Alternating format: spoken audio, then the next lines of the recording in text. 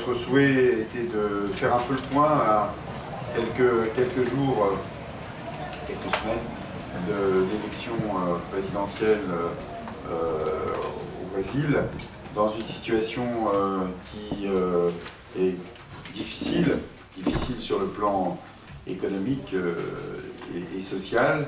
Économique parce que, comme vous le savez, aujourd'hui la crise sévit dans différents milieux et que l'exploitation, les formes des multinationales capitalistes sont aujourd'hui autant actives dans notre continent européen que dans d'autres continents, et notamment aussi latino-américains. Et si la croissance ces dernières années a été plutôt forte, on voit bien que depuis quelque temps elle se ralentit, et au regard des besoins des souhaits, des revendications de la population, les contradictions s'aiguisent dans ces pays. Et je pense notamment aux pays qui se sont donnés ces dernières années des gouvernements de gauche et qui essayent de mettre en place des politiques qui se veulent alternatives. Pour autant, elles s'inscrivent dans une logique politique, économique qui est celle du monde occidental et libéral, et de ce fait, les choses ne sont pas aussi simples. Alors, la Coupe du Monde et les éléments financiers et économiques, les contraintes qui ont été imposées notamment par la FIFA ont suscité ces dernières années des réactions vives dans le pays, et elles ont amené notamment à poser la question des enjeux et du positionnement que doit avoir un gouvernement comme celui du Brésil face aux besoins exprimés par la population. Nous avons, nous, en France, probablement pas qu'en France, été parmi ceux qui avons relayé ces mouvements de protestation, parce qu'il nous semblait important que cette voix du peuple puisse s'exprimer, et c'est pour ça que nous avons rejoint le collectif La Coupe est pleine, qui est présent aujourd'hui. Et maintenant que la coupe est passée, je ne sais pas si elle a été pleine ou pas, parce que le Brésil est arrivé quand même en bonne place, mais il n'en reste pas moins qu'elle espérait gagner la coupe et que la coupe n'a pas été au Brésil. Mais au-delà de l'aspect sportif, et donc je crois que personne aujourd'hui remet en cause le principe même de cette confrontation internationale sur un sport qui est très populaire, pas seulement au Brésil, mais dans beaucoup de pays, et dans le nôtre aussi, il n'en reste pas moins que voilà, il y a peut-être un petit peu une sorte de temps de bilan, et de voir si ça peut avoir aussi des conséquences sur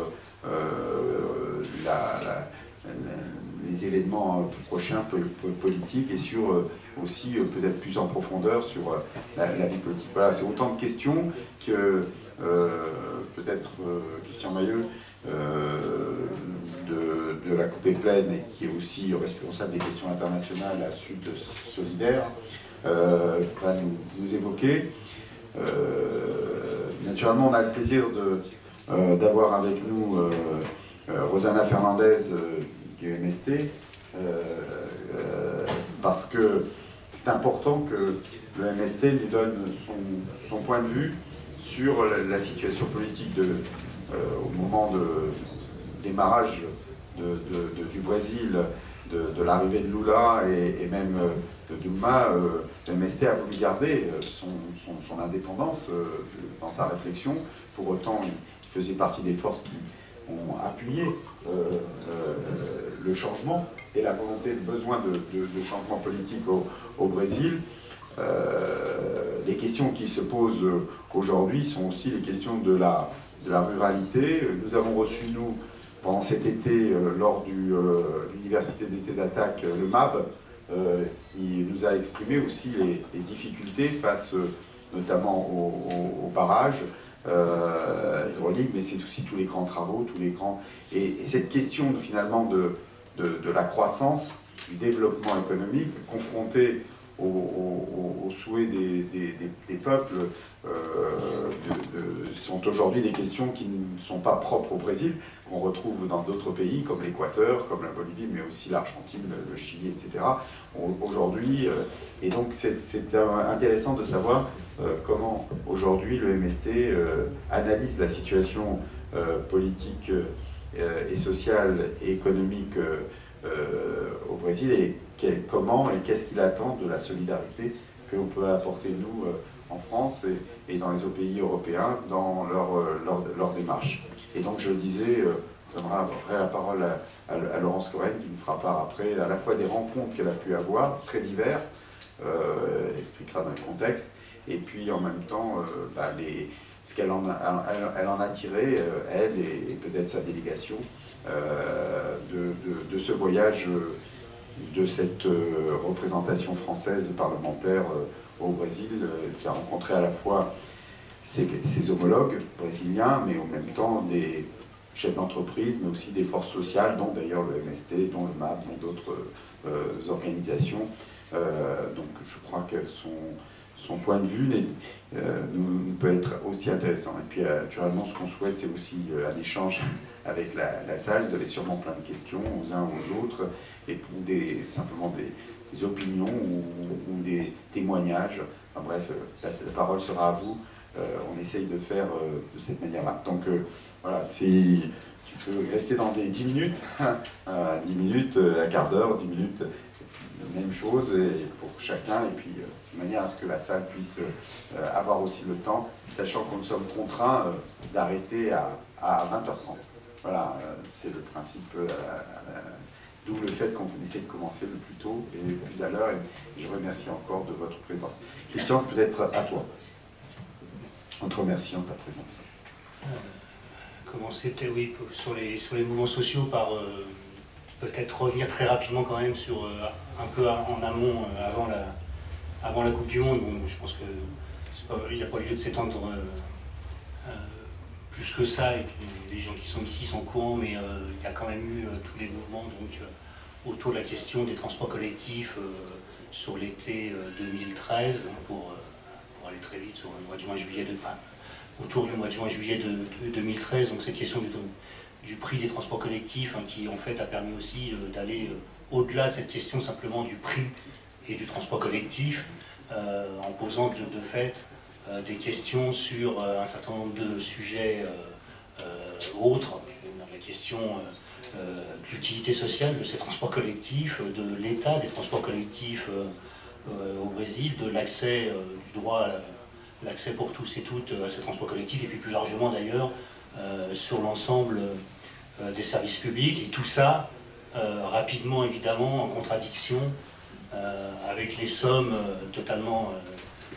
avec les sommes faramineuses dépensées dans la perspective de la Coupe du Monde de 2014, et aussi, et j'y reviendrai parce que c'est une petite partie de, j'allais dire, de la cible entre guillemets du collectif La Coupe est pleine, c'est aussi les Jeux Olympiques de Rio en 2016. Quand je dis la cible, c'est pas la Coupe du Monde et les Jeux Olympiques en tant que tel d'ailleurs, mais je prendrai aussi 10 secondes pour expliquer pourquoi. Donc voilà, sous des formes diverses, les mouvements sociaux sont évidemment poursuivis après l'été 2013, ce qui, dans le contexte d'ailleurs qui a été rappelé, n'a rien d'original et n'a rien de, j'allais dire, d'abominable en soi, que des mouvements sociaux existent dans un pays démocratique et dans le cadre dans lequel il évolue aujourd'hui. Ce qu'on a quand même pu constater, c'est qu'au fur et à mesure qu'on se rapprochait de l'échéance de la Coupe du Monde, donc débutant début juin dernier, c'est que ces mouvements sociaux, et par exemple les mouvements syndicaux, mais c'est pas simplement cela, hein, la question notamment des luttes contre les expulsions, la question des sanitaires, etc. Tous ces mouvements ont quand même fait l'objet d'une répression de plus en plus forte. Il y a eu un certain nombre de signes qui ont quand même gravement alerté sur la situation avec le projet de loi sur... je sais que c'est d'actualité malheureusement dans d'autres pays d'ailleurs aujourd'hui, mais pas forcément sous la même forme, mais un projet de loi qui étend considérablement la possibilité de recours aux mesures dites antiterroristes, l'interdiction et ou la répression d'un certain nombre de manifestations, et tout ça dans un contexte avec, je le disais, et même si je pense que c'est un élément particulièrement important, l'amplification de l'occupation des favelas qui faisait suite aux expulsions forcées, aux déplacements forcés de centaines de milliers de personnes dans le cadre de la construction, dans le cadre des chantiers liés à la Coupe du Monde, voire aux Jeux Olympiques. Donc c'est dans ce contexte, hein, pour répondre à la demande de soutien, pour ce qui nous concerne, là, 3 secondes sur l'Union syndicale solidaire, pour répondre à la demande de soutien des organisations syndicales avec lesquelles on était en contact là-bas, qu'on a proposé la mise en place de ce collectif en France, qui donc réunit des associations syndicales, des organisations syndicales, des associations du mouvement social, qui interviennent sur des sujets comme le logement, puisqu'il y a par exemple droit au logement, évidemment il y a France-Amérique latine dedans, et des organisations politiques.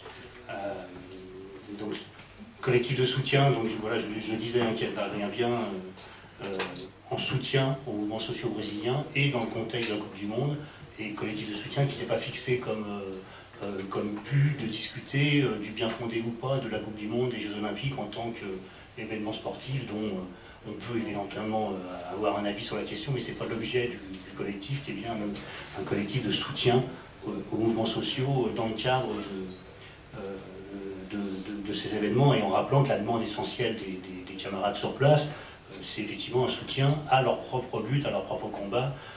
C'est ça qui nous paraît l'essentiel. Alors sur les mouvements sociaux, je disais, ça s'est poursuivi, et bon, l'objet n'est pas de faire un état des lieux, enfin en tout cas une liste des mouvements sociaux qui peuvent exister et qui sont encore une fois, qui devraient être encore une fois une chose normale dans un pays démocratique et dans le cadre social dans lequel ça se déroule. Juste peut-être mettre en avant quand même une lutte qui donnait déjà un peu le sentiment qu'il y avait quand même quelque chose de particulier qui se passait en termes de mouvement social au-delà, dans la suite donc, de la mobilisation de l'été 2013. C'est la grève du personnel chargé du nettoyage des rues, donc au premier trimestre, donc, au moment du carnaval. Et on voit évidemment, je pense que ça va à peine expliquer plus longtemps, que le fait qu'il y ait une grève de ce personnel à ce moment-là, dans le cadre du carnaval, c'est évidemment un événement en soi particulièrement important au Brésil, et c'est évidemment, je veux dire, du même niveau que ce qu'on peut constater sur le fait qu'il y ait des mouvements sociaux, et y compris des mouvements sociaux qui ont posé à un moment donné la pertinence de la Coupe du Monde au regard des sommes qui soient dépensées. Le fait que ce soit posé, cette question simplement, dans le cas du Brésil, est un événement évidemment important, dont on connaît l'importance du football pour le Brésil, et y compris, on peut dire, pour le peuple brésilien. C'est une question qui, enfin, je pense, ne se discute pas en termes de constat. Donc voilà, il y a un certain nombre de mouvements sociaux. Il y a y compris d'ailleurs un mouvement social qui durait depuis des mois à l'université de Sao Paulo, qui concernait aussi bien les professeurs que le personnel administratif, et qui semble avoir pris fin d'ailleurs hier ou aujourd'hui, je crois. Juste quand même 2 mots pour faire beaucoup plus long sur une des grèves non pas emblématiques mais peut-être significatives de cette période, c'est celle du personnel du métro, du métro à Sao Paulo, avec donc une grève qui a commencé à quelques jours de l'ouverture de la Coupe du Monde, une grève qui portait sur des revendications salariales, j'allais dire une question assez classique, et qui est suivie dès le début de manière très très massive par les salariés du métro, grève qui dès le 2e jour a fait l'objet d'interventions policières particulièrement violentes, et grève qui au 4e jour, sur recours du gouverneur, a fait l'objet d'une déclaration comme quoi elle était illégale, et surtout de la publication d'une liste de plus de 40 grévistes licenciés. Et pour en arriver à la situation d'aujourd'hui, par exemple, sur ces plus de 40 grévistes licenciés, la situation n'a pas évolué, c'est-à-dire qu'on a effectivement ces salariés qui sont aujourd'hui toujours licenciés pour simplement avoir défendu leurs droits. Donc je pense, très rapidement pour conclure sur cette présentation,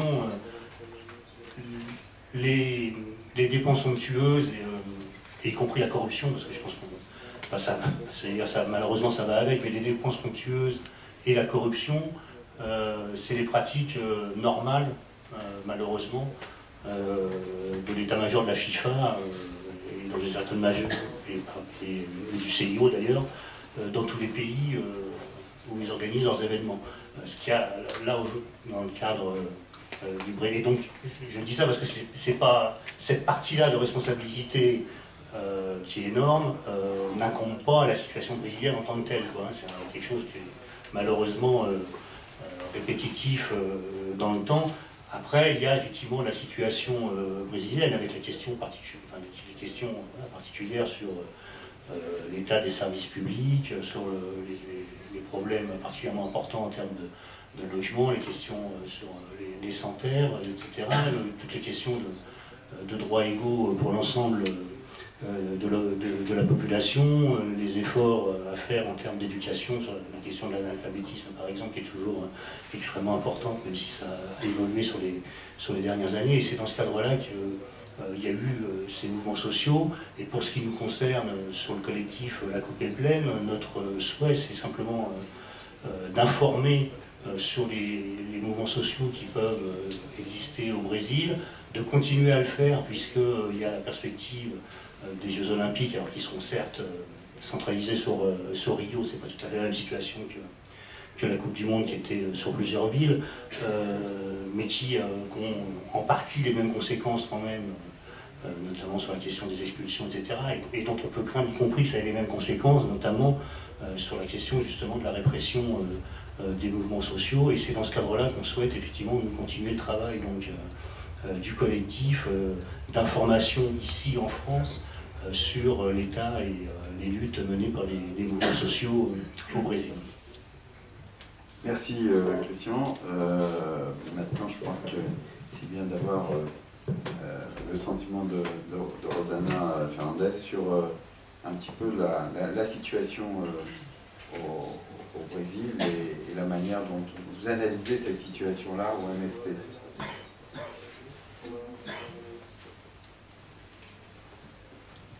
Boa noite a todos e todas. Para o Movimento Sem Terra, está sendo importante esses dias aqui na França, podendo compartilhar com os trabalhadores, com professores, com os camponeses, sobre a experiência do movimento e de maneira que esse contexto político eleitoral também no Brasil é bastante buscado o entendimento. Bonsoir à tous et à toutes. Pour nous de l'MST, c'est important. C'est quelques jours que nous sommes ici en France, en échange avec des ouvriers, des paysans, des étudiants, et aussi de pouvoir partager ce qui se passe maintenant au Brésil dans ce contexte d'élection. Nós estamos vivendo de fato um momento bastante complexo, bastante difícil de saber para onde vai, porque estamos vivendo algo que na sociedade brasileira não havíamos passado tanto quanto agora, que é de ter duas candidatas mulheres. Isso historicamente é bastante interessante, mas também bastante complexo, porque cada uma está numa situação bastante fora do que os trabalhadores buscavam que tivéssemos no Brasil como presidente da República. C'est un moment...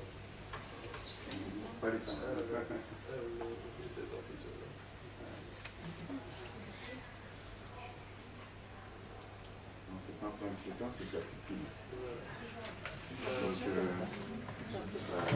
on va faire ça.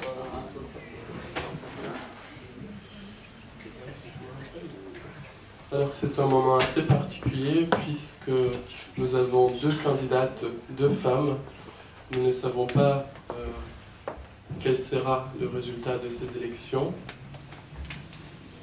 Então isso significa que nem sempre as mulheres representam aquilo que a classe trabalhadora quer. Então a questão de ser mulher é outro debate, mas isso coloca em evidência que quando se trata de questões políticas, a questão de gênero não é... Depende de que classe está se falando e de que posição de classe você está tomando. Mais néanmoins, le fait que ce soit 2 femmes, ce sont 2 femmes qui ne représentent pas forcément les intérêts de la classe ouvrière. Et alors, on peut se poser la question sur ce que ça veut dire d'être femme, mais leur position de classe est très importante aussi.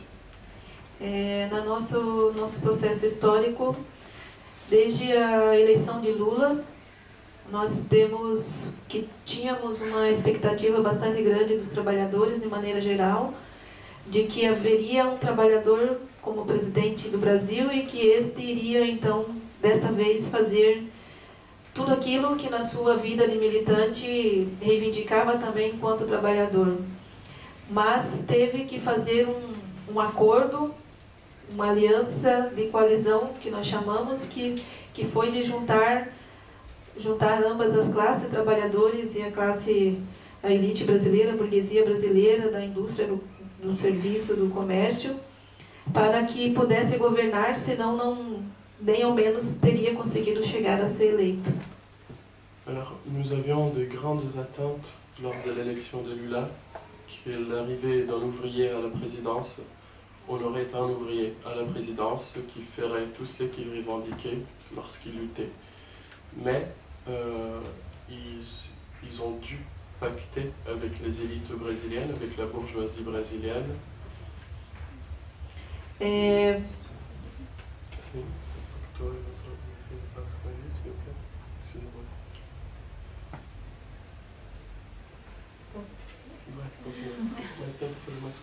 Está bem, é questão muito longa.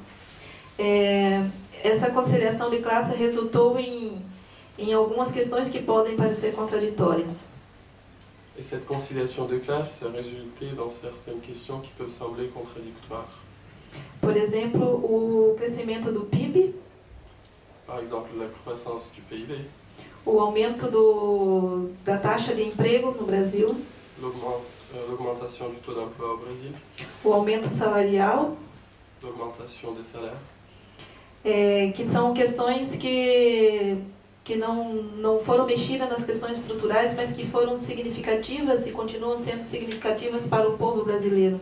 Qui sont des questions qui ne sont pas structurelles, mais qui sont des questions significatives pour le peuple brésilien. E na continuidade do governo Lula, depois de 8 anos, chega o governo Dilma, ampliando esse processo neodesenvolvimentista de políticas, vamos dizer, políticas assistenciais, mais do que estruturais. Et suite aux 8 ans de gouvernement de Lula, Dilma Rousseff arrive et continue ce cycle de politique néo-développementaliste avec de politiques assistentielles, mais sans de changement structurel. E esse projeto neodesenvolvimentista, então, que se baseia no fortalecimento do Estado frente ao mercado, a retomada do crescimento da indústria nacional e a distribuição de renda já está no seu nível máximo. Et ces procès néo-développementalistes, qui est basé sur un État fort à la potentiation de l'industrie nationale, a touché un peu sa fin. E neste momento estamos compreendendo que há uma ausência de projeto, seja da candidata Dilma, quanto dos demais candidatos, mas daí com mais ênfase a candidata Marina Silva. Et nous voyons aujourd'hui, comme tous les candidats à la présidence, n'ont pas de véritables projets pour le pays. Déjà la présidente Dilma Rousseff, mais encore la candidate Marina Silva. E a classe dominante, a classe burguesa, também não está satisfeita com o que pode ser oferecido a eles do ponto de vista mesmo do financiamento, do ponto de vista econômico. Et la classe dominante, la classe bourgeoise, n'est pas contente de ce qu'il aurait offert du point de vue économique. E com isso, o que está colocado é a insatisfação do povo brasileiro com o processo eleitoral. Não estão mais acreditando que essa seja a alternativa para a escolha dos seus representantes. Et donc nous voyons l'insatisfaction du peuple brésilien avec le procès électoral.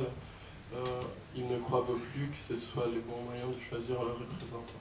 E desses sinais pode ser a abstenção das eleições no dia 5. Et un signe important pourrait être l'abstention lors des élections du 5 octobre.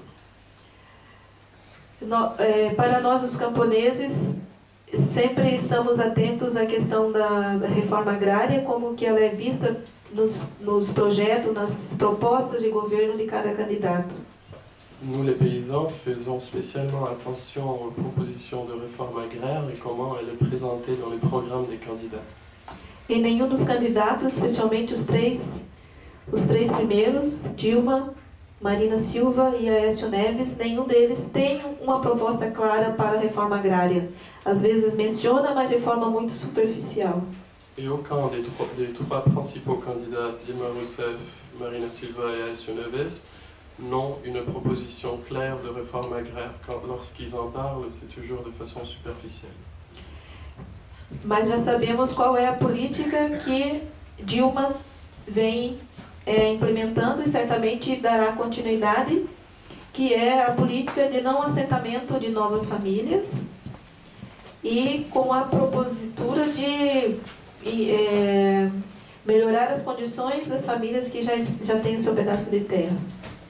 Mais nous connaissons déjà la politique de Madame Rousseff, que nous estimons qu'elle continuerait, qui est de ne pas donner davantage de terre à ceux qui l'attendent et de promouvoir le bien-être de ceux qui ont déjà un morceau de terre.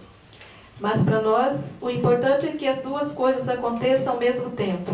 Que novas famílias tenham terra e que as famílias que já têm vão podendo organizar melhor a sua vida na produção, na renda, na economia familiar. Mais pour nous, les deux sont essentiels. Nous voulons qu'un corps des familles soit accordé des terres et que celles qui sont déjà établies puissent se développer économiquement, socialement, avec le soutien du gouvernement. E isso é o que nós já conhecemos do governo Dilma. Não conhecemos a proposta e não sabemos, não é uma questão só dos camponeses, nós temos muitas dúvidas do que seria um projeto para a sociedade brasileira com Marina Silva, porque ela está sendo agora manipulada também pelos interesses da direita, haja vista que a Aécio Neves já está praticamente descartado das disputas. Et quoique nous connaissons Madame Rousseff, nous ne savons pas ce qui pourrait arriver dans une éventuelle victoire de Marina Silva. Elle est en train d'être manipulée par les intérêts de la droite et nous voyons que Aécio Neves commence déjà à articuler un éventuel soutien. Isso significa de que, apesar de não concordar totalmente com o projeto de Dilma, nós, o Movimento Sem Terra e a classe trabalhadora, os movimentos sociais do Brasil, ainda acreditam que o governo do PT, o governo Dilma, seria um governo menos pior do que possivelmente seria o governo Marina Silva. Et alors, quoique nous ne soyons pas d'accord avec la politique et le gouvernement Rousseff, nous, au MST, nous les ouvriers et les mouvements sociaux, pensons qu'un gouvernement Rousseff serait un gouvernement moins mauvais que celui de Marina Silva ou d'Aécio Neves. E a tarefa que cabe a nós é de continuar organizando o povo e fazendo lutas e manifestações e mobilizações para que a gente possa garantir as pautas e reivindicações e a garantia dos direitos dos trabalhadores. Et notre tâche, c'est de continuer d'organiser le peuple afin d'établir et continuer dans la lutte et les revendications afin de mieux organiser les travailleurs. Então essa é a nossa a nossa certeza de continuar organizando os trabalhadores. Mas precisamos no Brasil articular as forças do campo com as forças da cidade num projeto de mudança social. Donc nous allons continuer à organiser les travailleurs, mais nous avons besoin de faire un projet qui articulerait les luttes des ouvriers ruraux avec les ouvriers urbains des villes. Porque as manifestações, como já foi dito aqui, manifestações de julho de 2013, foram sinais de que há uma possibilidade de reascenso das lutas de massa no Brasil a partir de pautas comuns, da educação, do transporte, da moradia, da questão agrária, e que precisamos juntar campo e cidade para fortalecer e criar um novo instrumento que falta para essa aglutinação, para que essa efervescência, que essa força então se torne real, concrète. Car ces manifestations de l'année dernière montrent que la reprise de la lutte est possible et qu'avec des grands points de lutte comme l'éducation, les services publics, nous pouvons agglutiner les ouvriers urbains avec ceux qui travaillent la terre, et nous avons aussi besoin d'un instrument qui puisse regrouper toutes ces personnes dans la lutte. Por enquanto isso, depois se temos perguntas. Gracias. Voilà tout. Puis si vous avez des questions, je vous remercie. Je propose qu'on termine avec l'intervention de Laurence Cohen, la sénatrice du Val-de-Marne, et puis je vous laisse le temps des questions. Merci Rosanna. Et Laurence Cohen, donc, tu es revenue de délégation au Brésil. Je suppose que ces contradictions, cette lutte des classes du sommet, si je puis dire, d'en bas en haut, tu as pu peut-être la ressentir dans tes rencontres. Peut-être nous faire part donc un petit peu de comment tu as vu les choses sur place. Donc bonjour à toutes et à tous.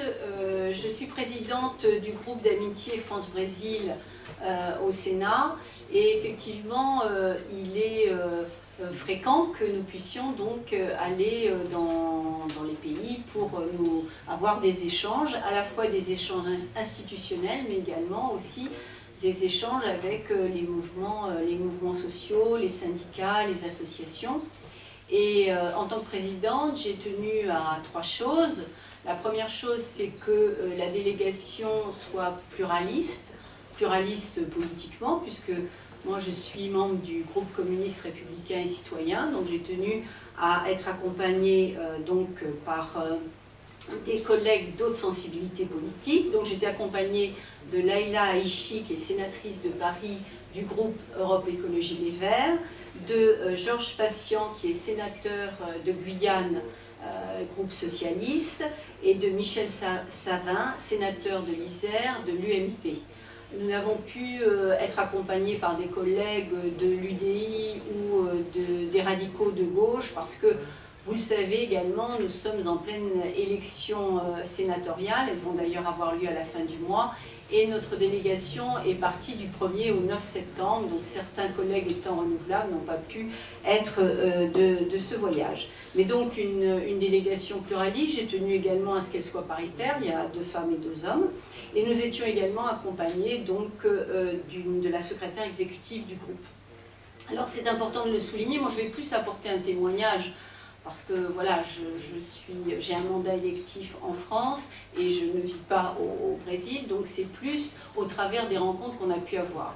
Je voudrais souligner que bien souvent, quand il y a ce genre de groupe d'amitié, la tendance dans l'organisation, c'est de nous faire rencontrer essentiellement des institutionnels, c'est-à-dire des membres des cabinets, des membres des partis politiques et des parlementaires. Donc évidemment, nous les avons rencontrés, mais j'ai tenu à rencontrer une délégation du MST et aussi du MAB, et puis syndicalistes, donc Kutch, et des associations aussi de lutte contre les violences faites aux femmes, et donc des associations féministes, avec qui d'ailleurs je peux travailler en France. Donc, on a axé notre voyage sur 3 axes, 3 éclairages.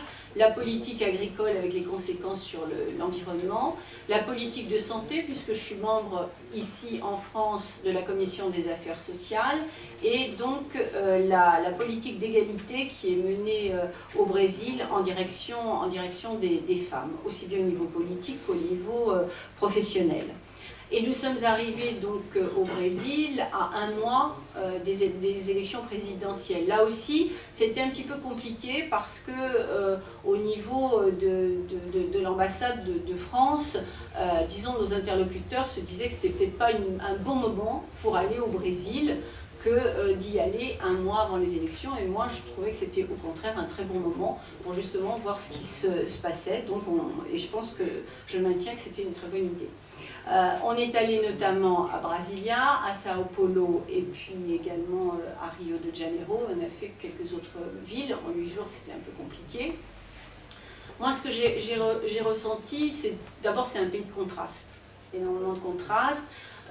C'est effectivement en plein moment des élections présidentielles, 2 femmes sont en lice, dans un pays d'ailleurs où à la fois c'est un élément positif de faire que 2 femmes sont candidates, et quand je dis il n'y a pas qu'elles qui sont candidates bien évidemment, mais elles sont proches dans les sondages, mais il ne faut pas que cet élément puisse cacher la faiblesse des femmes en politique. On n'est pas au Brésil sur l'égalité, comme d'ailleurs en France, donc voilà, c'est une lutte qui est une lutte universelle. Alors, ce qu'on a ressenti, nous, c'est effectivement le fait que la politique de Dilma Rousseff après Lula a permis d'avoir des plans quand même extrêmement importants contre la pauvreté. Une lutte importante avec des bourses, etc. On pourra, dans la discussion, approfondir peut-être la question, qui a permis énormément, des milliers de personnes à sortir de la pauvreté. Mais le défi qui aujourd'hui est devant la future présidente de la République, c'est d'abord de faire en sorte que la politique menée par le gouvernement permette de stabiliser ces couches qui sortent de la pauvreté pour pas qu'elles y retombent. Et puis, en même temps, ça a fait émerger une classe moyenne qui a du coup des exigences en termes, des exigences justifiées, en termes de qualité, comme ça a été dit par les intervenants qui m'ont précédé, en termes de qualité des services publics, santé, éducation surtout. Il y a vraiment une grosse soif d'avoir une éducation de qualité, parce qu'aujourd'hui l'éducation reste avec des moyens peu importants, et du coup ça crée de fortes inégalités. Politique de santé, il y a beaucoup de choses également qui ont été faites, mais il y a une santé au Brésil à 2 vitesses, c'est-à-dire une santé pour les riches, entre guillemets, et pour les pauvres. Alors ça aussi, ça peut aussi nous ramener pour une part à ce qu'on peut vivre et dénoncer nous aussi en France. Il n'y a pas qu'au Brésil, mais en tout cas, c'est vécu assez difficile, enfin assez durement. Et puis, il y a une troisième chose, c'est que quand je dis une soif, une envie, un besoin de services publics, je pense, en tout cas, moi, ce qui m'a interpellée, c'est le poids des lobbying.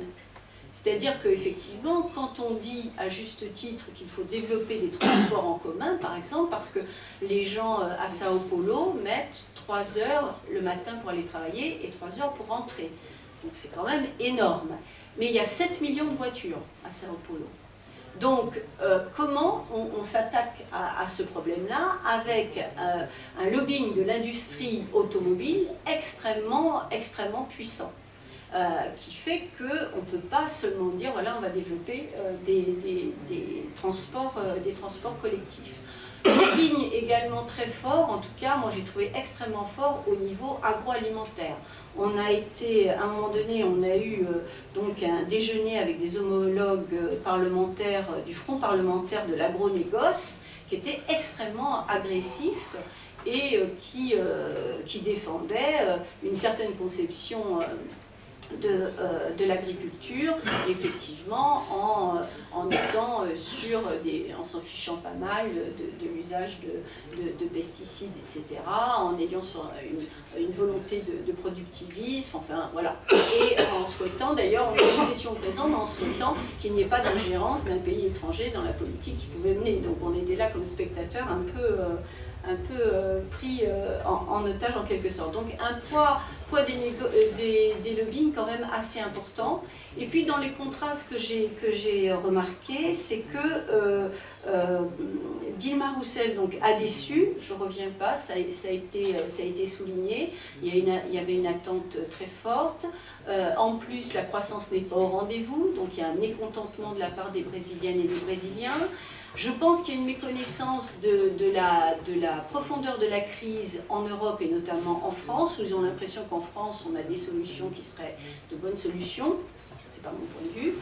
Et donc, elle a profondément déçu. Et à côté, il y a Marina Silva, qui quand même apparaît comme une femme qui a un potentiel de sympathie en sa faveur. D'abord parce qu'elle succède, entre guillemets, il y a eu une émotion suite au décès du candidat. Première chose. Deuxième chose, c'est une femme qui incarne une certaine vision du Brésil. Elle est métisse. Or, c'est important parce que les inégalités sont très profondes au Brésil et contrairement à ce qui est dit, on n'est pas dans une démocratie où la couleur n'a pas d'importance. Donc, elle est métisse et elle s'en est sortie en quelque sorte à la force du poignet. Donc, tout ça, ça force le respect. Quand nous étions là-bas donc en délégation, ce qui était important, c'était que c'était un moment de campagne où les débats n'avaient pas encore vraiment eu lieu, les débats publics n'avaient pas vraiment eu lieu à la télévision, etc. Donc je partage ce qui a été dit, les programmes n'étaient pas vraiment connus. Mais moi, ce qui m'a profondément choquée, c'est qu'elle apparaît pour nous en France comme étant une écologiste. Or, elle est complètement soutenue par l'agronégoce. Elle apparaît comme quelqu'un qui est progressiste. Or, elle est soutenue par les évangélistes qui sont très puissants au Brésil. Et elle a pris des positions particulièrement réactionnaires puisqu'elle s'est prononcée contre l'avortement et elle s'est également prononcée contre la dépénalisation de l'homosexualité. Donc elle est quand même sur des positions qui ne correspondent pas à l'image qu'elle a. En tout cas, c'est moi ce qui m'a particulièrement, disons, qui a attiré mon attention, qui m'a choquée, et voilà. Et je pense que ça, c'est important de le souligner. Et nos interlocuteurs, que ce soit le MST, que ce soit le MAP, que ce soit la CUT ou d'autres mouvements sociaux, ont des critiques fortes, mais comme ça a été souligné, se disent que quand même, compte tenu de cette situation, il vaut mieux que ce soit Dilma Rousseff qui soit élue. Ceci dit, les sondages sont extrêmement serrés. Vous avez pu prendre connaissance, j'imagine, des enquêtes qui sont faites. Deuxième remarque qui est moins générale sur trois sujets. Il y a beaucoup de contradictions en matière de politique agricole, c'est-à-dire à la fois il y a une volonté de développer ce qu'ils appellent l'agriculture familiale, et en même temps tous les moyens ne sont pas mis, je dirais, de ce côté-là, et il y a les revendications du mouvement des sans-terre qui ne sont pas du tout satisfaites. Il y a encore beaucoup de problèmes autour de la propriété des terres, et ne serait-ce que de répondre aux besoins de l'ensemble de la population brésilienne en matière de culture, même s'il y a des recherches intéressantes, technologiques, et on a pu s'en rendre compte en allant visiter l'Emprada Cerrado, qui fait de la recherche en matière agricole. Ils ont quand même tendance à se dire, bon, on va faire un peu on va planter une monoculture, ou on va planter une certaine espèce d'arbre, même si c'est pas une espèce d'arbre qui est originaire de ces terres. Donc il y a des choses qui sont quand même à améliorer fortement de ce point de vue-là, sans compter aussi toute la question de la forêt. On n'a pas pu, compte tenu de la mission assez courte, on n'a pas pu approfondir, mais c'est une question quand même extrêmement grave, et notamment en Amazonie, même si le gouvernement s'est engagé à ce qu'il y ait une replantation des arbres quand il y a déforestation, mais là aussi on est encore loin du compte. Et troisième thème, qui pour moi est un thème extrêmement cher, c'est tout ce qui tourne autour de l'eau. Je dis que c'est extrêmement cher puisque on revient d'un voyage au Pérou contre le projet Conga qui met à mal l'eau. Donc il y a aussi une intervention forte du mouvement des Sans-Terre sur cette question pour que l'eau ne soit pas une marchandise comme une autre. Et il y a des vrais problèmes, y compris d'approvisionnement, puisque dans une ville comme Sao Paulo, il y a des moments où certains quartiers sont privés d'eau. Parce qu'il y a aussi une forte pollution des rivières.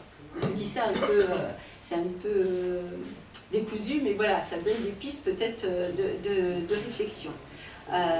Sur l'environnement toujours, il y a la question aussi autour des barrages, et c'est ce qui nous a permis de rencontrer le mouvement désaffecté des barrages, le MAP, qui se bat pour empêcher l'expropriation de milliers de familles quand il y a la construction de barrages. Et peut-être que vous le savez, mais en 2012, il y avait 80% de la production électrique qui était fournie et qui est fournie par les barrages. Donc là, c'est quelque chose quand même d'essentiel. Et peut-être moi, la question que j'aurais envie qu'on aborde dans le débat, c'est justement d'essayer de voir comment est-ce qu'on peut éviter en quelque sorte cette césure que je vois au Brésil et que j'ai vu au Pérou, c'est-à-dire d'un côté finalement le monde rural ou le monde paysan qui défend la terre, qui défend l'eau, qui défend les ressources naturelles, un équilibre alimentaire, et qui sont considérés comme, comment dirais-je, étant contre le progrès, et puis de l'autre côté les autres qui défendraient donc une certaine image, un certain progrès, quitte à ce que effectivement les barrages, par exemple, eh bien, exproprient des milliers de gens, quitte à ce que à Conga, au Pérou, eh bien, on empoisonne les terres avec du cyanure, avec du mercure, parce que on veut produire de l'or. Donc vous voyez comment est-ce qu'on arrive finalement, c'est un peu le défi, à faire que ces populations-là qui ont des besoins auxquels on ne répond pas, eh bien, ne soient pas en opposition, mais soient au contraire réunis. C'est le travail que font le MAB ou MST et d'autres associations. L'autre élément que je voudrais donner dans les contradictions, c'est au niveau de la politique de santé. Politique de santé qui est intéressante parce qu'il y a un grand système public, c'est dans la constitution du Brésil, ça c'est je crois quelque chose de très, très important, que dans la constitution du Brésil, la santé soit un droit fondamental, et donc ça impose, ça oblige l'État à assurer un accès universel et égal aux services de santé.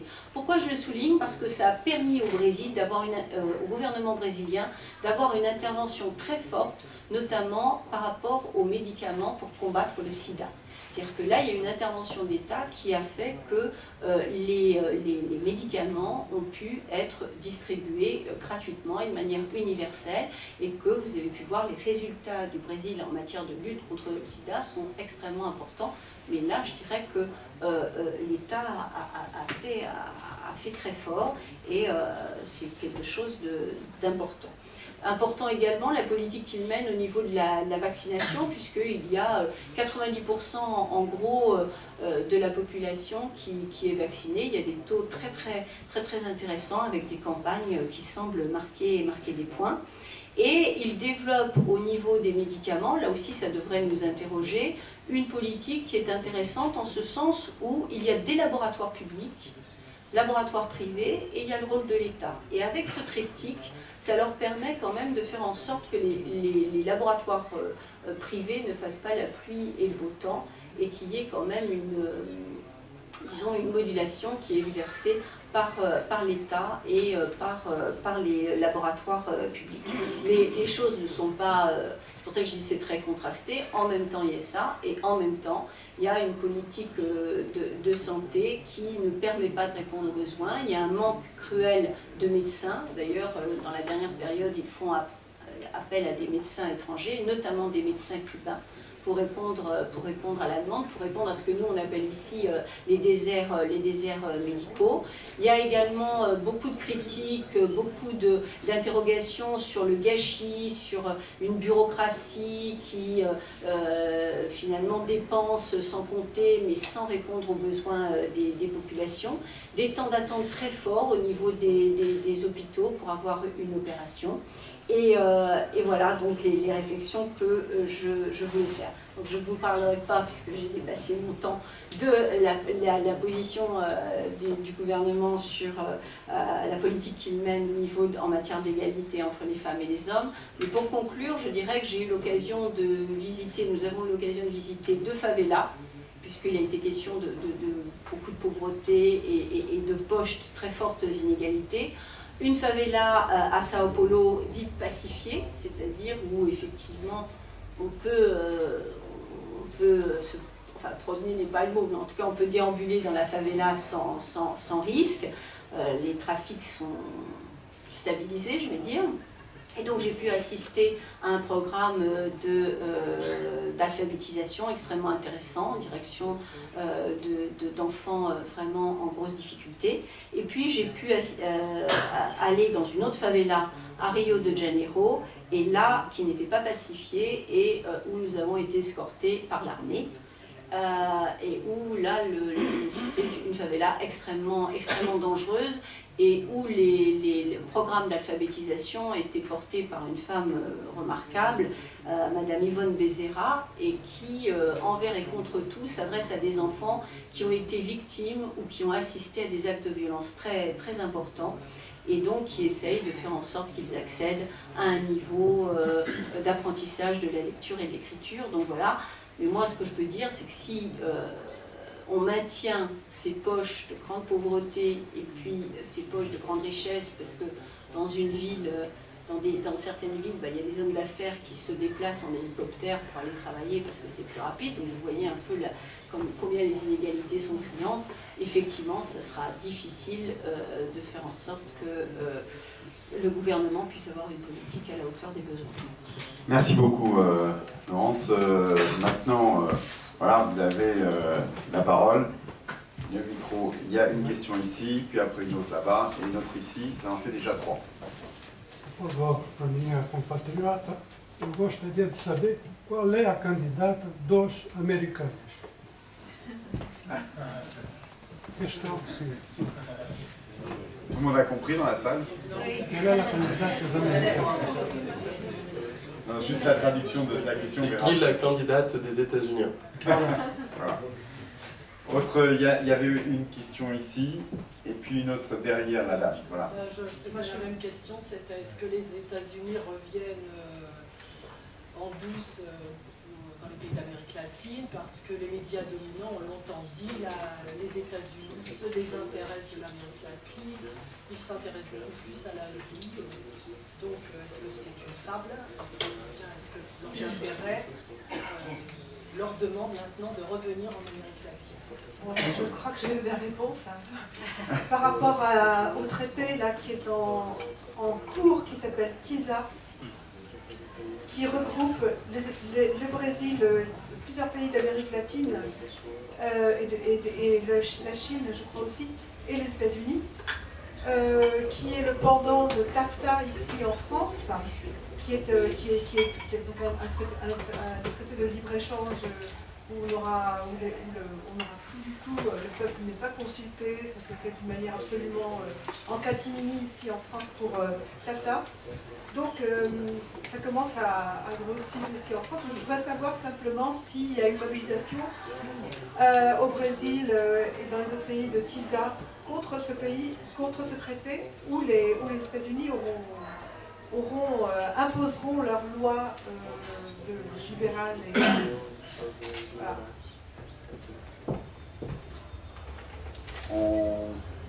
Peut-être des réponses sur la table ou des points de vue. Voilà.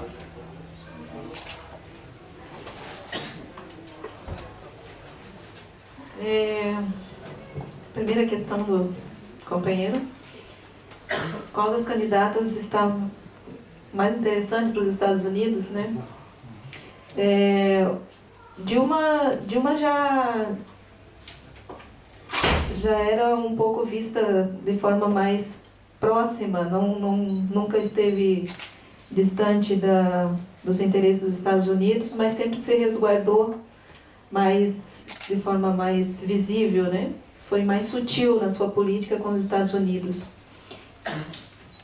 Alors, concernant la première question du camarade, Dilma était déjà plus proche des États-Unis, quoique elle s'est gardée de l'expliciter, mais c'était visiblement, il n'y avait pas de contradiction. E com Marina parece que há uma possibilidade maior dessa relação. Então, como ela não tem um projeto claro, isso abre possibilidade de se entregar com mais facilidade, vamos pensar assim. Et Marina n'a pas une réponse précise là-dedans, elle n'a pas de projet clair, donc ça nous ouvre la possibilité de tout. Et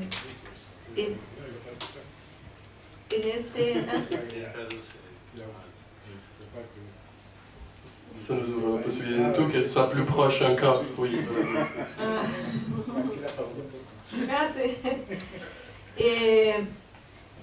Do ponto de vista da América Latina, as eleições no Brasil também podem ter um grande impacto. Et en ce qui concerne le reste de l'Amérique latine, les élections au Brésil peuvent avoir un fort impact.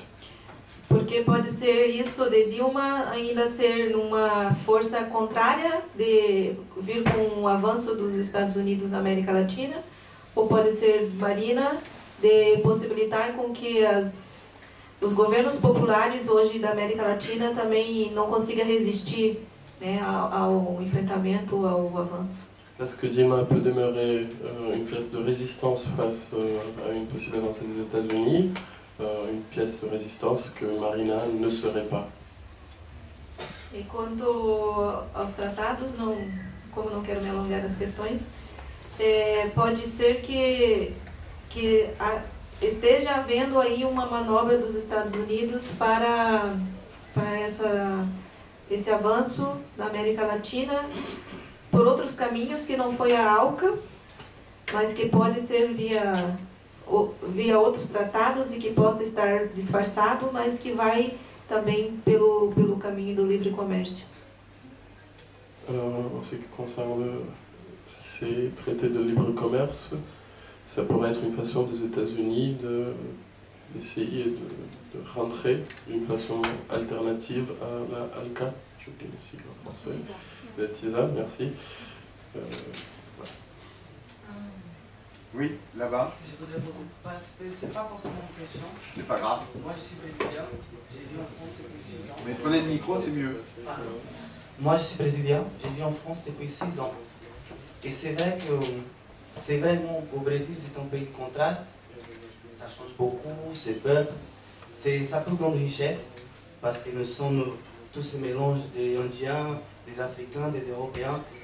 Et c'est ça qui nous a fait un grand pays. Tout notre patrimoine, c'est son peuple. Mais en politique, je ne connais pas beaucoup de choses forcément. Mais j'en ai parlé avec un diplomate, il n'y a pas très longtemps, un diplomate américain. J'ai demandé qu'est-ce qu'ils ont pensé quand Lula a été élu.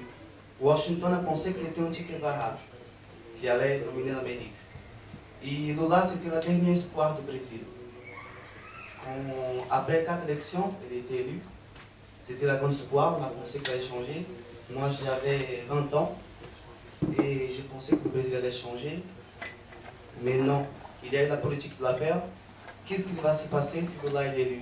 Il avait été gouverneur, il avait été préfet. Et c'est ce qu'ils ont fait aujourd'hui avec Marina. Du coup, le PT est là, Lula est là, ça fait 12 ans qu'il est au pouvoir. Et le Brésil, à la place de discuter avec Marina des projets, qu'est-ce qu'ils ont fait ou qu'est-ce qu'ils prétendent faire, il n'y a rien du tout. Ils ne parlent de rien. Là, c'est les élections. Moi, je ne suis pas candidat. Moi, je appartiens à aucun parti politique. Mais là, la seule chose qu'ils ont fait, c'est parler mal de Marina. Là, ma compatriote, le mouvement Sans Terre, c'est vrai que j'ai pensé en avoir un peu plus d'aide par rapport au mouvement. Mais dès qu'elle parle que Marina, Dilma Rousseff, qui défend tout le temps le PT. C'est là, Madame Sénatrice, elle a dit qu'il y a une politique de peur de Marina par rapport à l'évangéliste. Tout ça, c'est faux. Elle a dit qu'elle était catholique avant. Elle n'était jamais souffert de discrimination. Et aujourd'hui, qu'elle est évangéliste, il y a énormément de choses qui lui soumettent par rapport à l'avortement, par rapport à l'homosexualité. Ça, c'est pas vrai parce qu'elle, c'est une femme, qu'elle est bien décidée, elle sait ce qu'elle va faire, elle sait qu'elle ne peut pas tout changer. Par rapport à l'agroalimentaire, qui dit qu'elle va bénéficier, le Brésil a été très bénéficié depuis le gouvernement de Lula. Aujourd'hui, il fait la transposition de la rivière San Francisco, c'est justement pour bénéficier de l'agroalimentaire, c'est pour continuer à bénéficier de plus en plus. Et tout ça, c'est vrai que ça nous fait, quand j'entends parler de Marina ou quand j'entends parler de Lula, lequel ça va être meilleur pour les Américains. Pour les Américains, tous les deux, ça va être une bonne affaire. Les Américains, ils sont très forts en diplomatie, ils savent bien négocier, et peu importe. Pour l'Amérique du Sud, je pense que Marina, ça va être la meilleure. Pas ça va être la meilleure, mais ça va changer au moins le pouvoir. Parce que 12 ans au pouvoir, Lula, il a soutenu Chavez, il a soutenu d'autres politiques par rapport qu'il a changé la loi pour qu'il puisse être élu plusieurs fois. Le Brésil construit un grand port à Cuba et le Brésil n'a pas un port suffisant pour pouvoir augmenter son économie, Par rapport à la sortie de la misère, le Brésil a sorti de la misère 20 millions de Brésiliens qui avaient mangé une fois par jour, aujourd'hui mangent 3 fois. Ça, c'est sorti de la misère. Et la classe moyenne qui est montée, c'est juste pour être endetté avec les banquiers. Les banquiers, ils adorent cette classe qui est montée, juste pour être endetté. 40%, 60% des Brésiliens sont endettés. J'espère un jour retourner mon pays, mais ça me choque tout ça. J'espérais avoir un peu plus d'informations, mais je suis content quand même qu'on parle du pays, qu'on parle du Brésil. C'est mon pays. Merci beaucoup. Merci pour votre intervention. Gérald de l'autre côté, peut-être au passage, parce que tant qu'à faire, désolé Gérald, mais Je voulais faire une remarque. J'ai lu un article très intéressant la semaine dernière dans les Échos, justement sur les élections. Alors, pourquoi le Brésil n'acquérera pas son indépendance énergétique? D'abord, un certain nombre de constructions de centrales nucléaires a été abandonnées, faute de moyens. Deuxièmement, pour les problèmes d'hydrocarbures, le gaz shit et des shit énormes de gaz shit et de pétrole shit qui a été trouvé au Brésil, etc. On a rejeté, et on sait que le dollar continue à monter actuellement. Le réal maintenant a perdu 1/3 de sa valeur aujourd'hui vis-à-vis du dollar. Donc ça va coûter autant plus cher, évidemment, pour le Brésil, pour les hydrocarbures, les importations, quand on sait que tout se passe, le commerce avec le dollar. Deuxième chose que vous n'avez pas indiqué, messieurs, dames, c'est que, par exemple, ce qu'on voit maintenant devant les consulats d'Amérique latine, à part l'Uruguay, les gens font la queue. La queue, pourquoi? Pour revenir en Europe. Les gens viennent avec des papiers d'origine de 100 ans, 150 ans, voire 200 ans, qui vont surtout en Allemagne, ils vont venir aux Pays-Bas, en Scandinavie, les anciens migrants, en Croatie, même en Pologne, en Italie. Et là, c'est l'élite de ce pays qui quitte ce pays. Là, si vous voulez, les gens de valeur quittent, ils font la queue, et avec des papiers, hein, ils se retrouvent, on leur permet de rentrer, quand on sait que un certain nombre de pays ont des problèmes de naissance, ils sont ravis d'accueillir ces gens-là, et surtout avec des jobs très intéressants. Merci. De l'autre côté là-bas, Gérald, là-bas, en blanc, là, après vous. Oui, je crois que je vais m'en passer. Bah, écoute, tu peux commencer en temps passant, mais après continue avec. Merci. Oui, en fait, moi j'avais une question articulée sur 3 points. Enfin, c'est 3 questions, 3 domaines. Le premier, c'est la candidate Marlene. Parce que comme on a le cas dans d'autres présidents latino-américains, on a une image en Europe qui est donnée, qui est assez différente de la réalité du terrain. Je ne vais pas citer de nom. On a certains présidents latino-américains ont une image en Europe de progressistes, d'écologistes, etc., qui est complètement contredite par leur politique dans leur pays. Par contre, ils conservent cette image en Europe. Donc, est-ce que c'est le cas de Marlena? Apparemment, ça a l'air d'être le cas.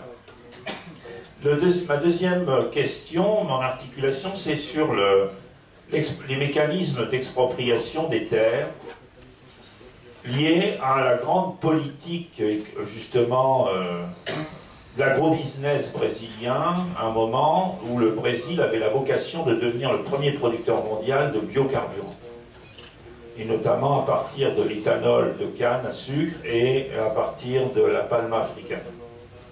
Donc, est-ce que cette politique continue avec une concentration des terres dans les mains d'entreprises, une expropriation de paysans, parce que entre les discours officiels, mais cette politique-là n'a jamais été vraiment arrêtée ni par Lula ni par Dilma Rousseff, ça a été continué.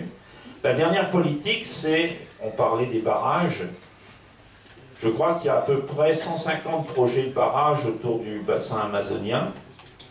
La moitié de ces barrages vont servir essentiellement à alimenter la politique extractiviste des différents gouvernements, puisque la production de cuivre ou d'or consomme énormément d'électricité. Pour l'exportation, ça n'a aucun bénéfice pour les pays, mais c'est essentiellement une production qui est destinée à l'exportation. On parle beaucoup des États-Unis, mais il faut savoir que maintenant 80% des mines de cuivre d'Amérique latine sont aux mains de compagnies chinoises. Et une grande partie des barrages, toute la partie production hydroélectrique des barrages qui sont prévus autour du bassin amazonien, mais du côté des pays hispanophones, notamment le Pérou, l'Équateur, la Bolivie, sont des barrages qui, un peu comme dans le schéma d'Itaipú au Paraguay, sont destinés en bonne partie aussi à alimenter en électricité à bas coût le marché brésilien. Voilà, c'est un peu mes questions. Merci. Alors, on va passer devant avant d'arriver de l'autre côté, à nouveau. Vas-y, là, voilà. Et vous faites des interventions courtes parce qu'on se rapproche de la fin. Ça va être une question en fait d'ordre très général parce que vous avez parlé d'auto-organisation des travailleurs, mais sans évoquer en fait la ligne. Qu'est-ce que vous proposez en fait en termes de programme économique dans la lutte contre les inégalités finalement? Est-ce que vous êtes sur une ligne socialiste, communiste, ou est-ce que vous proposez un programme avec d'autres formes d'alternatives économiques par la création de nouvelles organisations productives qui seraient basées sur l'autogestion finalement? Voilà, où est-ce que vous en êtes dans votre programme économique? De l'autre côté là, il y a au passage et puis après il y a madame derrière. Voilà, je ne vous avais pas perdu. Oui, c'était bien dit que le Brésil c'est un pays de contrastes, un grand pays dans lequel il y a beaucoup d'expérience et besoin de faire une analyse et un bilan de toutes ces dernières années du PT et ses alliés, que ça laisse des choses positives, beaucoup de choses à faire. Mais en même temps, il y a, dans les derniers jours, là, comme elle a montré, comme il est au aussi que son parti du Brésil, c'était comme il y a pas plus que 3 semaines ou 2 semaines, et comme il a dit, les choses vont à un rythme très très fort, parce que la caractéristique de cette campagne électorale, c'était construit comme ça, ou c'était fait pour ça. Il y a eu un côté d'influence des grands médias, ça sont des choses que tout le monde signale. Hein, les PT, les alliés, la gauche, les progressistes, etc., ils n'ont pas été capables de monter des médias de communication. Là, les médias sont très très forts dans la même politique de toujours. Et donc, ils marquent un peu le rythme de la campagne, essentiellement de Marina. Il y a une nouvelle tous les jours. Cardoso, l'ancien président, je crois qu'hier ou avant-hier, aux États-Unis, elle a dit clairement par rapport au traité international qu'on va revenir sur une politique vers un traité avec le Pacifique et on va avancer avec le marché et les traités Mercosur, avec l'Europe et le Mercosur. Donc c'est une définition très claire, très nette, pas contradite pour la candidate. On sait bien que l'équipe du Banque Itaú et Cardoso, ils marquent un peu le rythme, jour après jour, un rythme très fort d'ici à la prochaine chance électorale. Donc je pense qu'avec l'analyse des mouvements sociaux, les situations environnementales, etc., il ne faut pas perdre de vue qu'on est en face à un moment de très forte définition, pas seulement pour le Brésil, mais en particulier pour une bonne partie de l'Amérique latine. C'est dit comme ça, il y a une certaine façon pour une partie, pour les États-Unis, je pense, pour les autres, c'est un temps de revanche. Autour de la candidature de Marina, il faut dire les choses telles qu'elles sont. Je pense qu'il y a un temps de revanche autour de la candidature de Marina pour une bonne partie des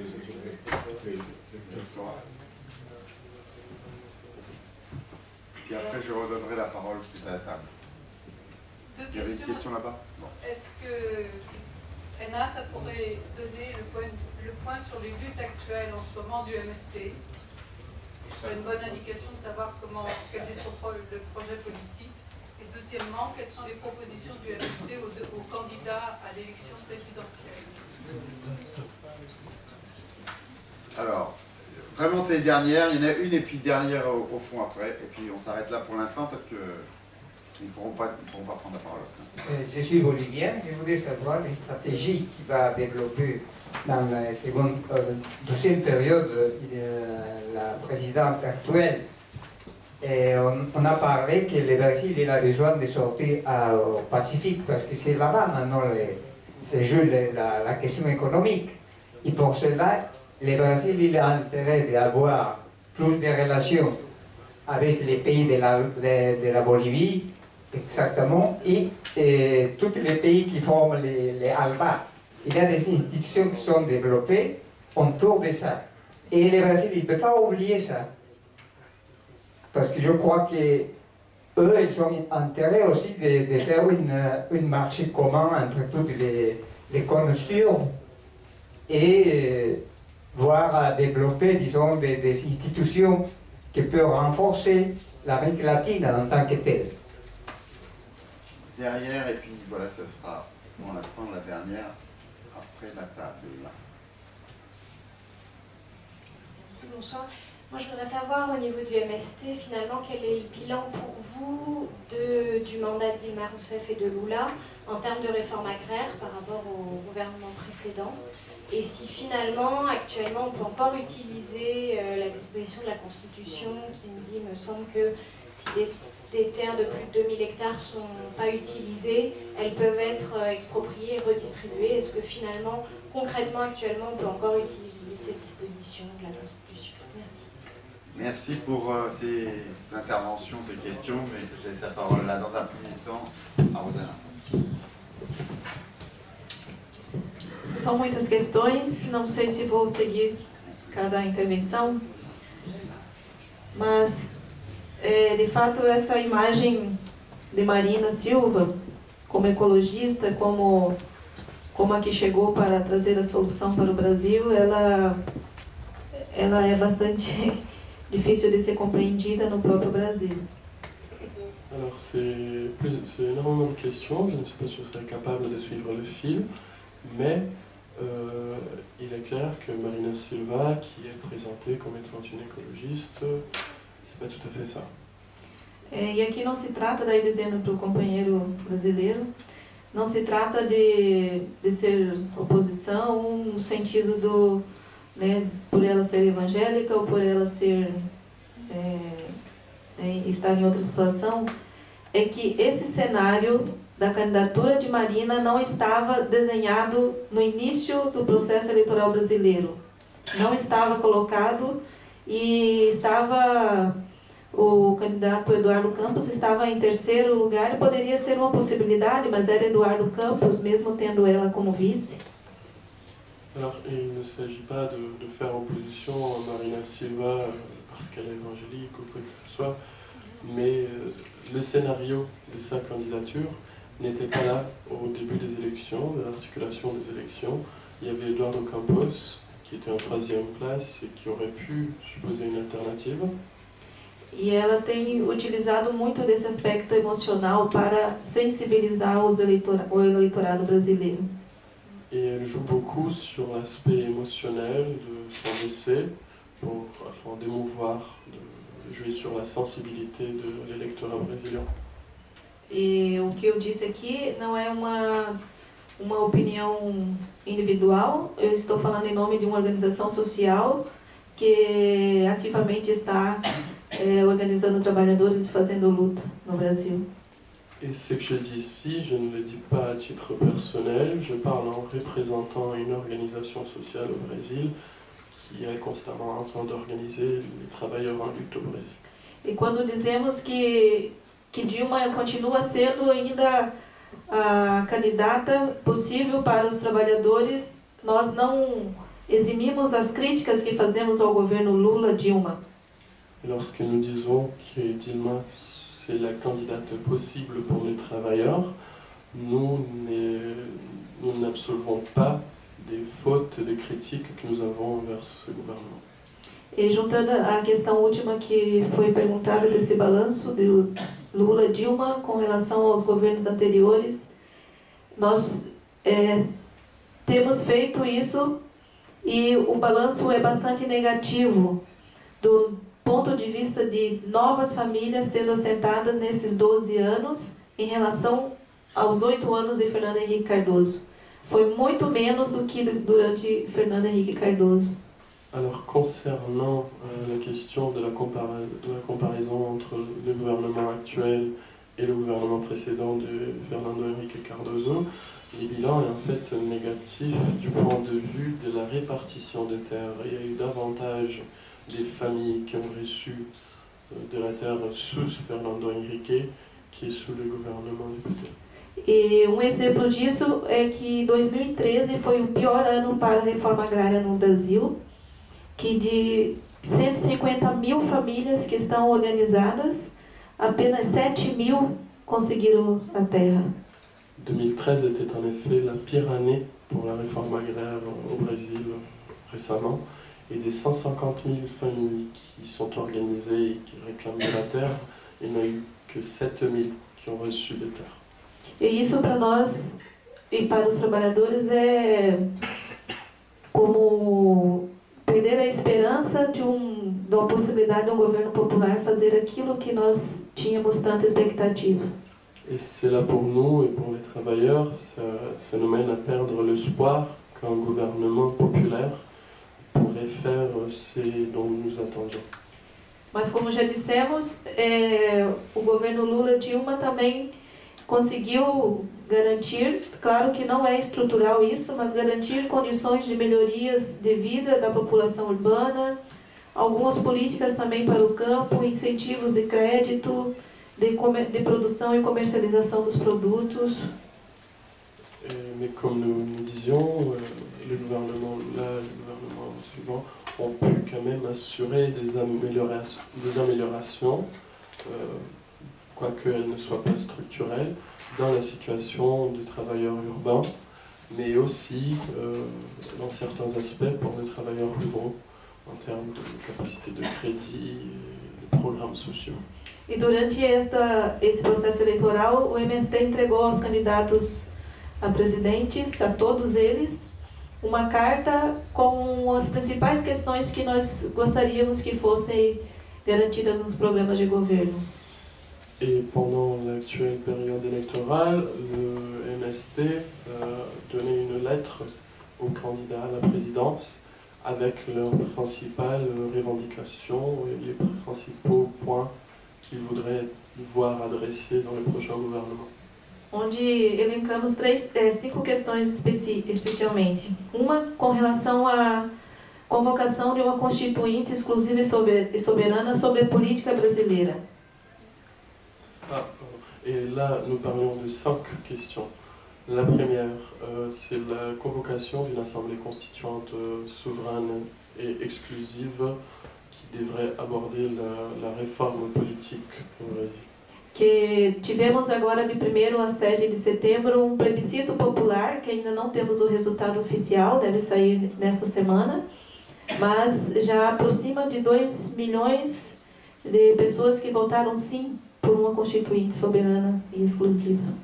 Nous avons en effet organisé avec d'autres organisations un référendum populaire la première semaine de septembre pour lesquels les résultats sont encore attendus, mais nous savons qu'il dépasse les 2 millions de votes Isso da votação online. E uma questão importante disso é que o governo de São Paulo, do estado de São Paulo, proibiu que se fizesse a discussão do plebiscito popular nas escolas. Por quê? Et nous savons aussi que le gouvernement de l'État de São Paulo a interdit que des discussions soient organisées dans les écoles publiques de cet État concernant la réforme politique.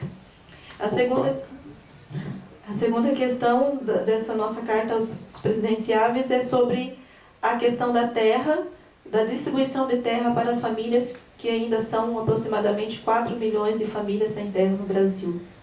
La seconde question est celle de la terre et le fait qu'il reste encore 4 millions de familles qui attendent pour recevoir un bout de terre au Brésil. Que daí junta a questão que o senhor dizia sobre o processo de desapropriação, né, que pode acontecer pelo menos de três formas, né? A desapropriação, que é de ser uma área que não está cumprindo a sua função social e ser destinada à reforma agrária. Et alors ça me mène à la question de monsieur concernant l'expropriation. Et l'expropriation peut se passer de 3 façons différentes. La première, c'est sur une propriété qui n'est pas en train d'assurer sa fonction sociale, qui n'est pas productive, et si elle mesure au-delà de 2000 hectares. A outra forma que é da compra, né, do governo comprar áreas que os donos, os proprietários queiram vender ao governo. La seconde, c'est l'achat par l'État des propriétés dont le propriétaire veut se débarrasser. E a outra que é da expropriação para áreas que são encontrados trabalho escravo e o narcotráfico. Et la dernière, c'est l'expropriation forcée de propriétés où on a trouvé que le narcotrafic ou le travail esclave s'exerçait. Nesses últimos anos, o que tem aparecido, sendo priorizado pelo governo, é a compra, e o orçamento para a compra está muito baixo, então impossibilita comprar muitas áreas para assentar muitas famílias. Dernièrement, le gouvernement a préféré l'achat au-dessus de l'expropriation, mais le budget d'État pour ces achats est très limité, donc du coup il y a peu de familles qui reçoivent de la terre. Rapidamente, as outras 3 questões da carta, sobre o desenvolvimento e organização da produção nos assentamentos, já para as famílias que já têm a terra. Les 3 autres questions de notre lettre, le troisième, c'est celui du développement des structures de production pour les familles qui sont déjà sur place, qui ont déjà reçu de la terre. De garantir políticas públicas que pudessem fomentar a produção agroecológica e a comercialização garantida para que os trabalhadores tenham um mercado certo onde vender os seus produtos. D'assurer des politiques publiques qui puissent encourager la production écologique et la mise en marche des marchés où cette production puisse s'écouler. A quarta questão é sobre a questão educacional que perpassa todos os níveis. La quatrième question est celle de la politique éducationnelle qui touche l'ensemble des niveaux. Porque um povo que conhece é um povo liberto, como a gente já aprendeu de outras teorias. Puisqu'un peuple qui sait qu'il y a de la connaissance est un peuple libre, comme nous le savons.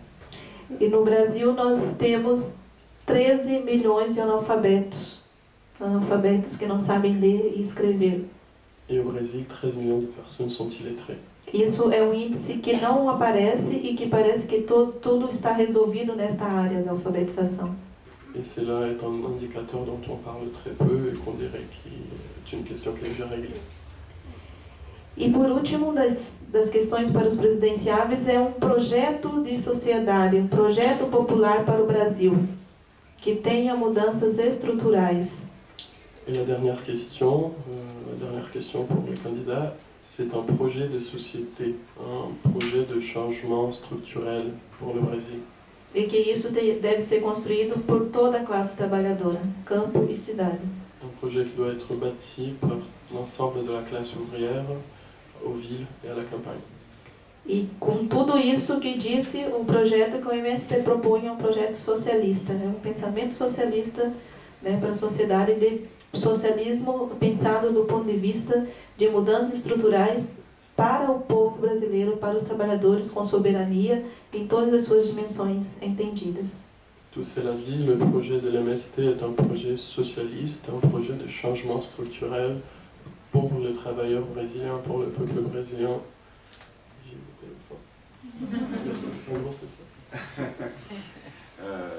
Laurence, et puis Christian, et puis on va conclure parce que l'heure tourne et... Non, très rapidement, parce que je pense qu'effectivement c'est Rosana Fernandez qui est mieux à même d'exprimer la politique qui se passe au Brésil. Moi, je voudrais faire 3 remarques. La première remarque, c'est que dans l'intervention, il a été question de la FIFA et des millions d'euros qu'il brasse. Je voudrais quand même signaler qu'il y aurait certainement des mouvements à faire ici en France, comme à tous les niveaux, parce que, je vais en rajouter une petite couche, à Rio de Janeiro, la FIFA a fait venir 2000 bénévoles pour guider les gens durant la Coupe du Monde. Et une des jeunes femmes nous a dit, quand elle a appris qu'on était sénateur et sénatrice, que finalement ces 2000 personnes eh bien, n'avaient bénéficié ni du billet d'avion pour venir, ni de l'hébergement, mais que par contre ils bénéficiaient d'un repas une fois par jour. Voilà. Et que c'est donc dans le cas des... Donc quand on voit les millions d'euros qui sont brassés, et je pense que je suis en dessous du compte par la FIFA, avec les places au prix où elles sont vendues, voilà comment ils traitent des bénévoles qui viennent notamment de France. Là, je parle des bénévoles français. Deuxième remarque, je crois que moi, en tout cas, j'ai voulu me faire l'écho de ce que j'avais vu en 8 jours de mission. Ce qui est important sur des échanges entre les groupes d'amitié au niveau du Sénat, c'est que ça nous permet de mieux connaître évidemment la réalité du pays et de voir comment est-ce qu'on peut s'appuyer sur telle ou telle politique pour essayer soit de voir comment ça peut aussi faire un peu des émules en France. Je pense, moi personnellement, c'est pas venu sur les questions de santé, c'est vrai que c'est un peu mon dada, mais le fait qu'au Brésil, il y ait des laboratoires qui soient des laboratoires publics et qui empêchent quand même les gros, en tout cas qui réfrènent les gros labos privés comme Sanofi, Merck et d'autres, c'est quand même un élément important qui pourrait nous inspirer, puisque moi j'ai affaire à la ministre de la Santé, Marisol Touraine, qui à chaque fois qu'on lui demande quelque chose dit qu'elle ne veut pas face à Sanofi et aux autres. Donc voilà, donc c'est aussi important d'avoir ces échanges-là. Troisième réflexion, c'est que les choses que j'ai dites par rapport à Dilma Rousseff ou à Marina Silva, ce ne sont pas des choses que je dis parce que j'ai un jugement de valeur sur l'une ou sur l'autre, mais ce sont des faits qui m'ont été rapportés. Donc voilà, entre l'image que nous on peut avoir ici en France et la réalité qui se passe au niveau du terrain, c'est bien d'avoir cet échange-là. Donc voilà, c'est sans prétention, en toute humilité, mais c'est vrai que c'est un grand pays, un pays de contraste, le Brésil, et que c'est vrai malgré tout qu'il faut dire que les inégalités qui sont présentes, elles sont plus fortes quand elles touchent notamment les personnes qui ne sont pas blanches. Et au Brésil, la télévision, eh bien, les héros et les héroïnes de télévision sont blancs et blanches, et que les inégalités pèsent plus sur les personnes qui sont noires, qui sont métisses, etc. C'est une réalité, ce qui n'empêche pas de dire que le Brésil est métissé. Mais après, la réalité du pays, elle est aussi celle-ci. Et quand on est progressiste, on a envie que ça change ici et aussi ailleurs. Christian ? Rapidement aussi, alors, sur la question Marina Silva, Dilma Rousseff, j'ai strictement aucune légitimité en tant que représentant du collectif La Coupe est pleine pour exprimer un avis là-dessus, enfin entre les deux. Je le dis bien, j'ai aucune légitimité, ça ne m'empêche pas d'en avoir éventuellement un avis, moi, un titre perso, etc. Mais juste quand même rebondir quand même sur cette question pour dire que, enfin, ça a été dit, mais il n'y a pas que 2 candidats quand même à l'élection présidentielle, voilà.